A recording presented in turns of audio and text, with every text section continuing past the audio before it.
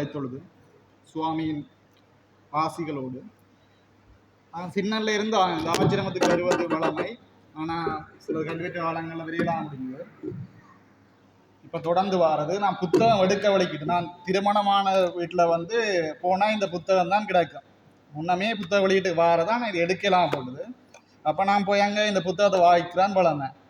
இப்போ சென்ற வாரம் தான் இந்த புத்தகம் எடுத்தோண்டு வீட்டை போனால் இந்த புத்தகத்தில் நான் ஒவ்வொரு நாளும் நான் ஒரு தனியார் கல்வியிலேயே கணித ஆசிரியராக இப்போ படிப்பிச்சு கொண்டு இருக்கேன். என் வேலை முடிச்சு வந்து குளிச்சுட்டு ஒரு கதையாக வாசிக்கிறதான் என்னுடைய வேலை. நீங்கள் எல்லாம் சரி அது போன பாப்பியல் என்ன நியூஸை நீங்களே ஃபீல் எல்லாம் கிண்டிக்குவீங்க. நான் ஒவ்வொன்றா வாசிப்பேன். வாசித்தா ஒரு கதையை மட்டும் சொல்கிறேன். அந்த போன புத்தகத்தில் விபூதி என்ற ஒரு கதை இருந்தது.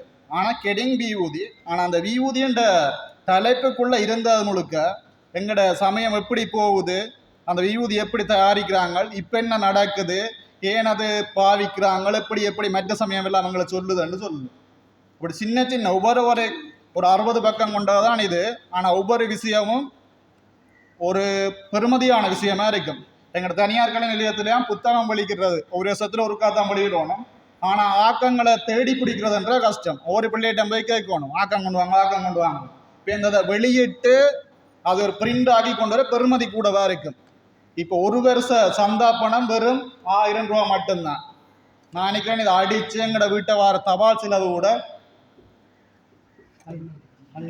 500 தான். தபால் செலவு கூட ஒரு ரெஜிஸ்டர் போஸ்ட் வந்து இப்போ 130 ரூபா ஆகுது.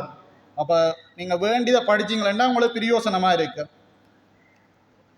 ஒருக்கா படிச்சு பாத்தீங்களா?